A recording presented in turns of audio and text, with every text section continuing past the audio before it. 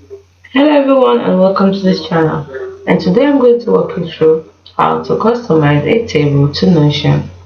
Customize a table to Notion. The first thing you need to do is open the Notion app or visit notion.so on your web browser. Next, you navigate to the page or workspace where you want to add a table. Once you've gotten there, you select the location. So click on the block where you want to insert the table. You can click on an existing block or create a new one by clicking on an empty space.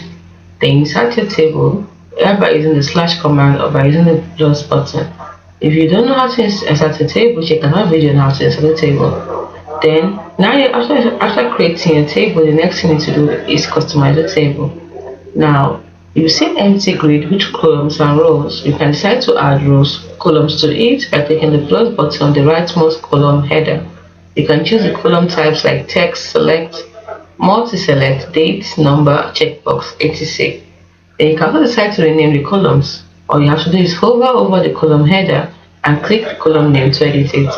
You can also decide to add rows by clicking on the plus new button at the bottom of the table.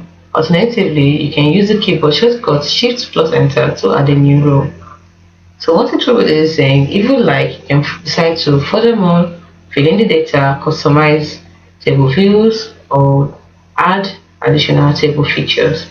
Just note that Notion saves automatically, so you don't need to worry about losing your progress. If you want to move the table, you can click on the table's header and drag it to a new location on your page. It's as simple as that.